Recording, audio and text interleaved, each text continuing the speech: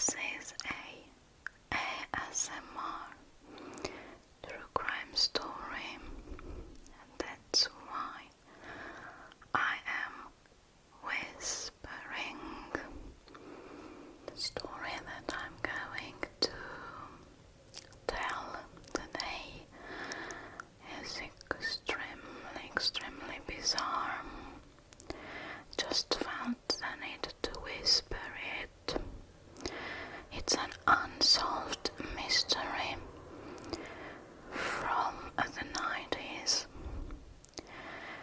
and I will take you to Norway to a very famous hotel. So sit back, relax, and let's get started. I hate saying this, but before getting started, please don't forget to leave a comment, to drop a like, and if you're new here, please consider subscribing. Thank you very much. I am trying to grow my channel, and gaining subscribers is the most difficult thing in the world.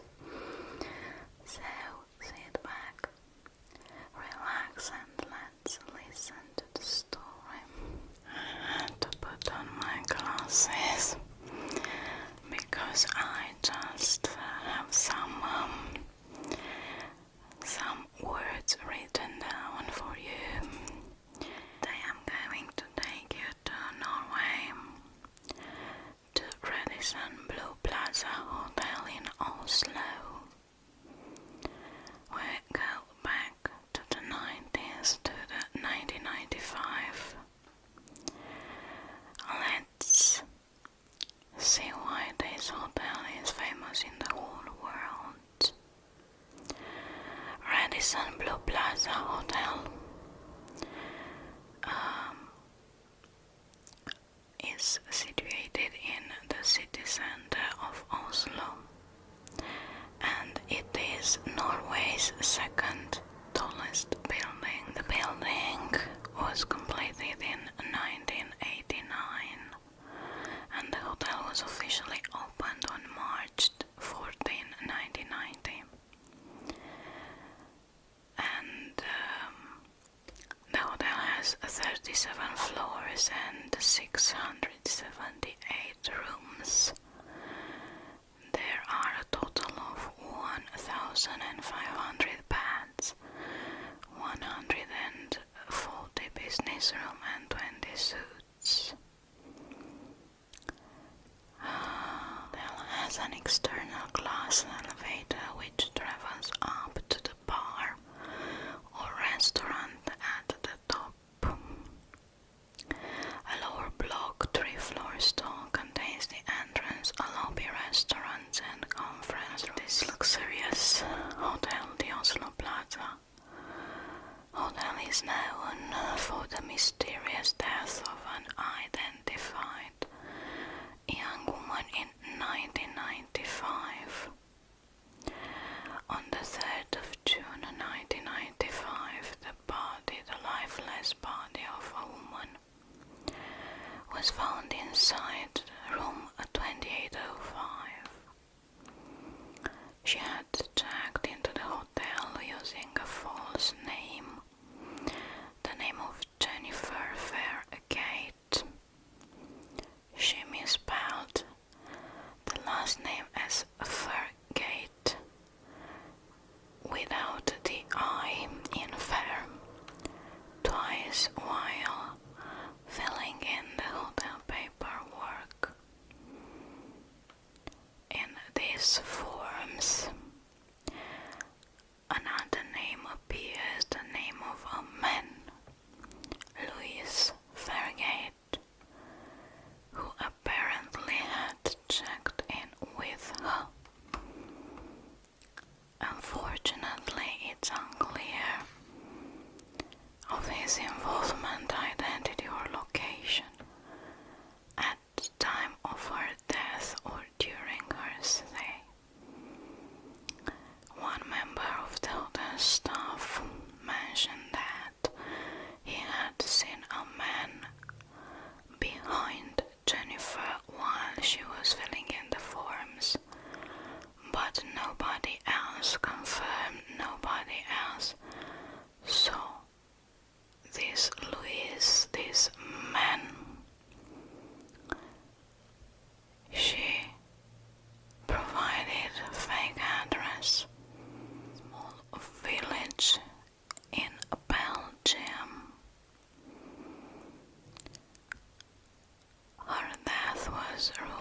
was a suicide with a Browning 9mm gun found in her hand. However, the fact that there was no gunshot residue or blood on her hand raised a lot of questions about her real cause of death. No ID was found in the hotel room, and the gun serial's number had been scratched off. You can imagine that there were many theories about the identity of this young lady and her cause of death. The autopsy established that she was around 30 years old, so she had lied about her age. She claimed that she was 21. She was about 1 meter and 60 centimeters tall, and she weighed 67 kilograms. She had blue eyes and short dark hair. They could also see at the autopsy that she had some dental work done that was extremely expensive. Her dental work was done in gold and porcelain, so this thing indicated a wealthy background. She had a lot of expensive clothes, but what was extremely strange, all those tags, the brand tags from her clothes had been cut off, had been removed. They could find in her room only pieces of clothing for her upper body part, so blouses, coats, but there were no pants, no skirts, trousers, which is so strange.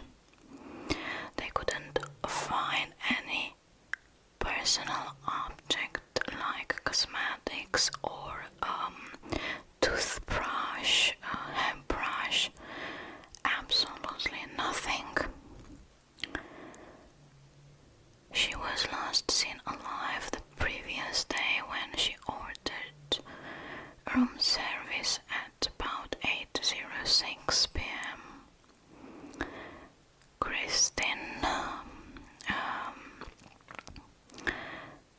a member of the staff, delivered the food to the woman, and she noticed that the room was almost untouched.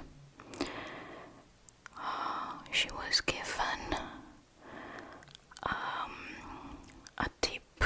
She had received a very good tip. She didn't expect to receive so much money as a tip.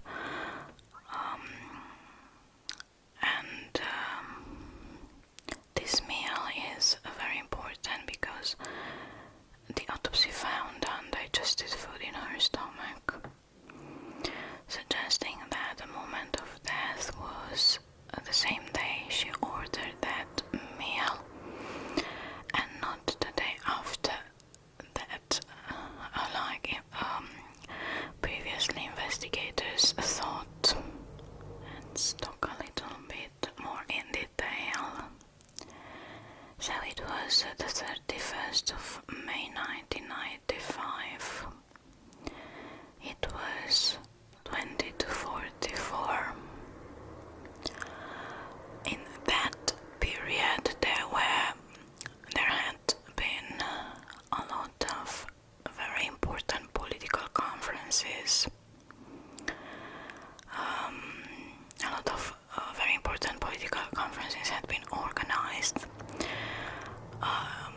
and took place in that hotel at that very same time. So the hotel staff, they were very busy, and these two persons, Jennifer and Louis Fairgate, they registered, they checked into this hotel and received the room 2805. They had previously booked this room, and the room had been booked up to the 2nd of June. As I have told you, someone mentioned a man, but except for that person, nobody had ever seen this Louis Fairgate.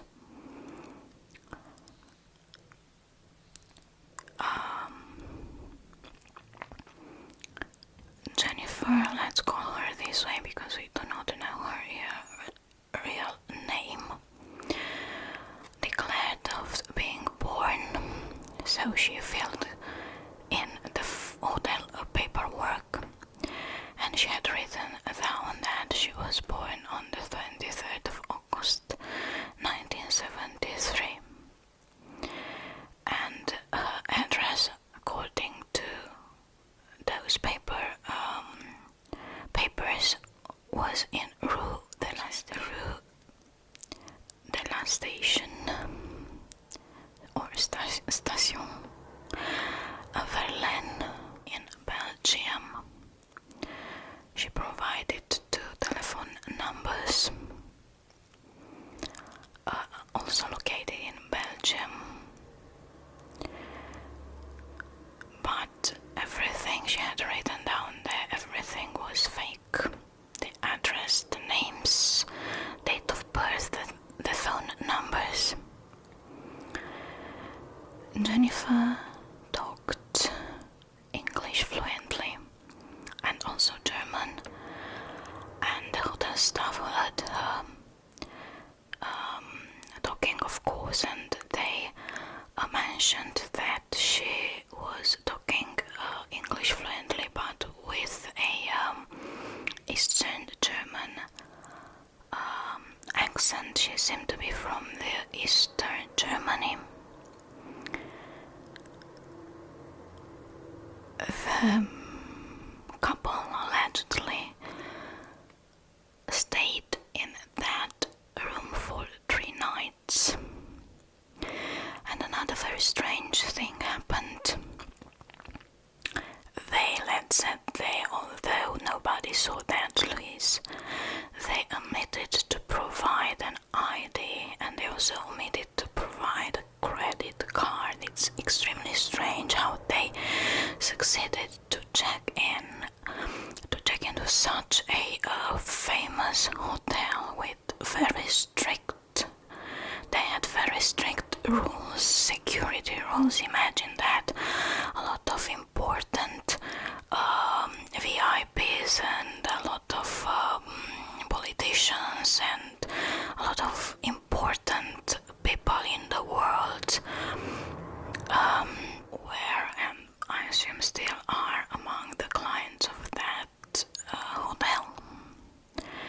So they omitted to provide a credit card or an ID, and when the staff realized what it had happened, they sent numerous messages to the TV screen into the hotel room. So while if they were watching something on the TV, that message appeared on their screen, and they had to confirm seeing it. They had to click OK. And apparently they had seen the message, but still nobody came to provide that credit card. So we have, allegedly we have a couple checking into a famous hotel without providing any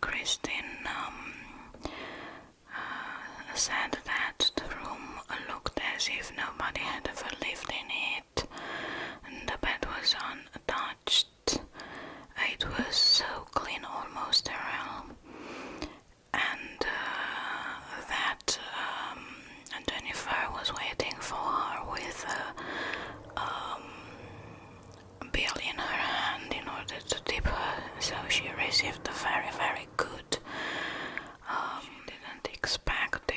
She didn't expect to receive such a good tip.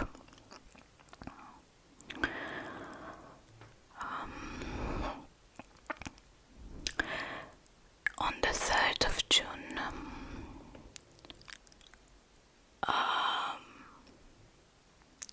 gunshot is heard by a security guard at about 1950, and a little bit after that he could hear another one. But the door of the hotel room was locked from the inside, so nobody could enter that room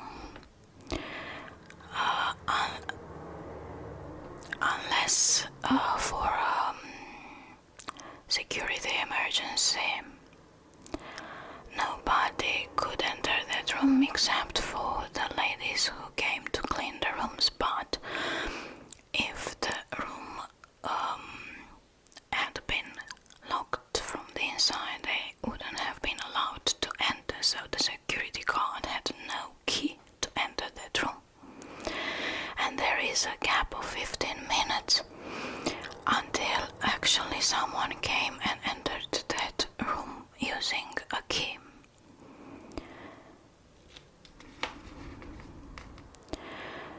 So after about 15 minutes, and they could finally enter the room, and they found Jennifer on the bed with a gunshot wound on her forehead. She had the pistol in her hand,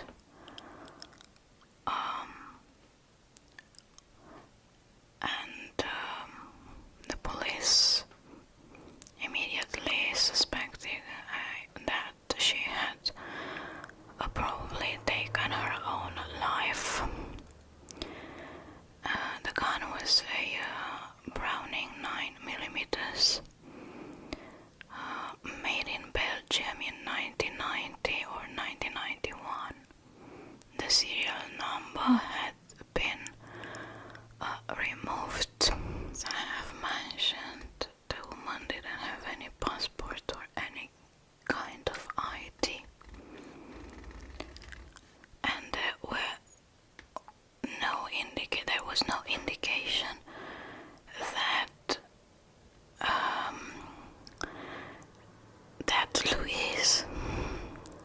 Louis had been living on that very room together with her. I have told you they found her lying on the bed,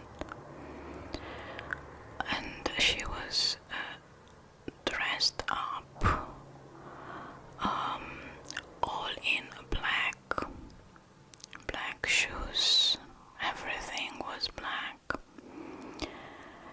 and she was holding the gun in her hand, but still the position of holding that gun was unnatural, and there was no gunshot residue on her hand or blood on her hand. And this raised a lot of questions, but still the police closed the case and declared it to be a suicide. She had been last seen the previous day when she had ordered some food in her room. The ordered food had been eaten, half of it had been eaten.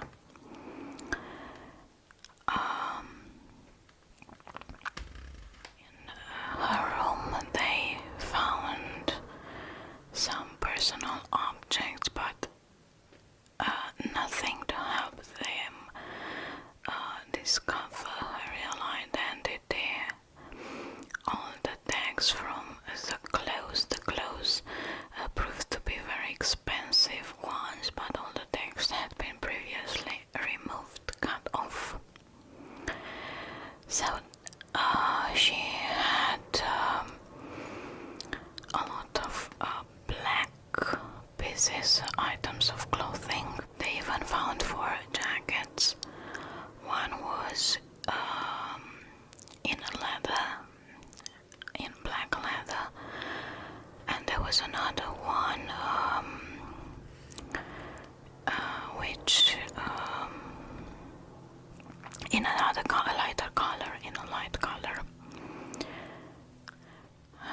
was also a little bottle of perfume by Acqua di Colonia by Ungaro, a traveling bag, and a suitcase. The woman had a gold ring on her finger and a watch, the Citizen Aqualand watch.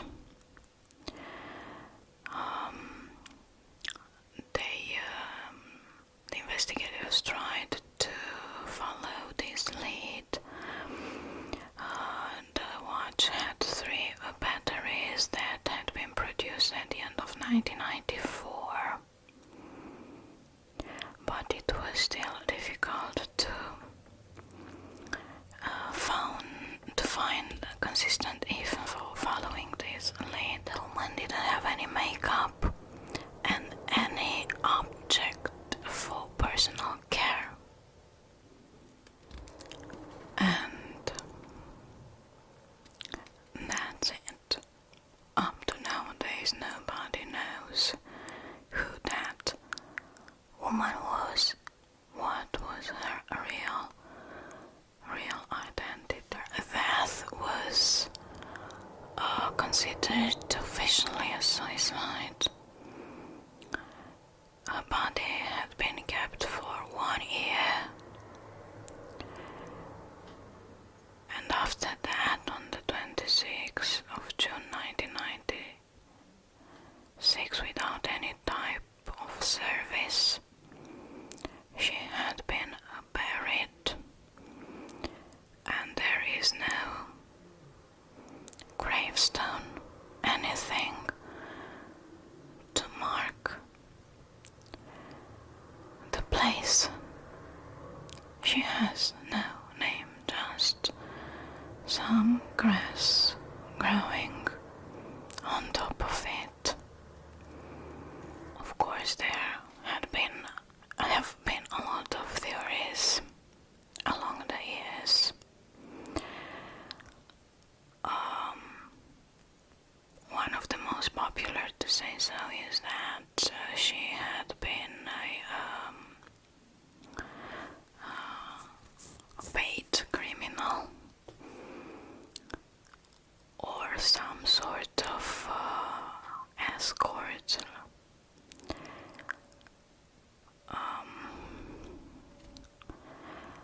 Others say that she might have been a depressed woman who had previously prepared herself for that day and rented that room, booked that room especially to end her life.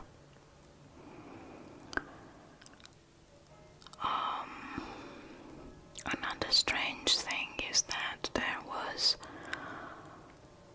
someone staying in the room next to her, a man, and that man refused to say anything about this, and they just let him go.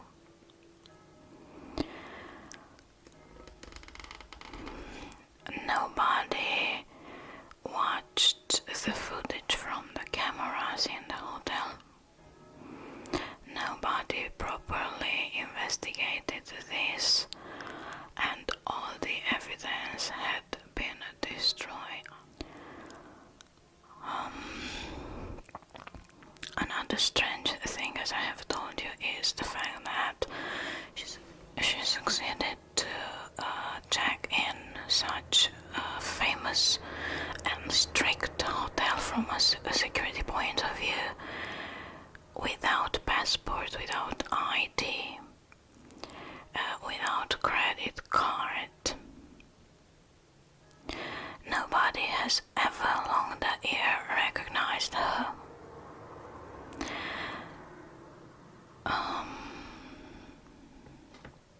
Others say that she might have been a flight attendant, but this doesn't explain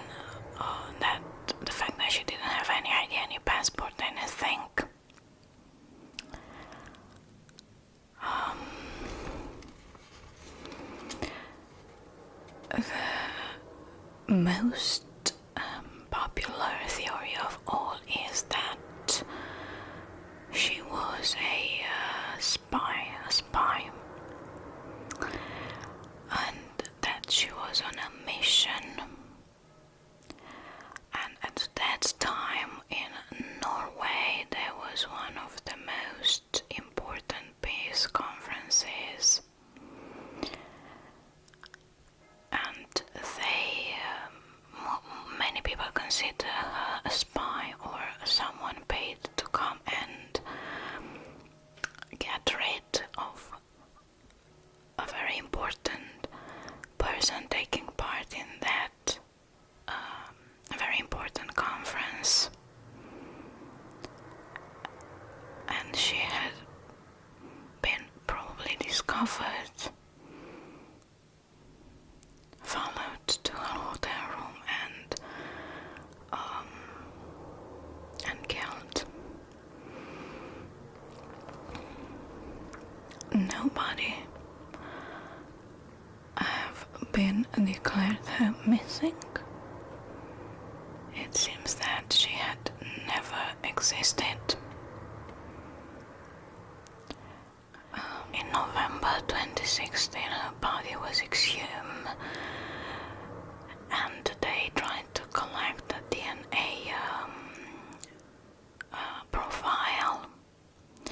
They successfully extracted DNA from her body, and in June 2017 a DNA profile was successfully extracted from her body, determined that she was indeed European, probably from Germany, and that she was around about 30 years old, or between 25 to 30 years old. But still, because they do not have other DNA profile to compare with her profile, her identity is still unknown, because nobody has ever reported her missing.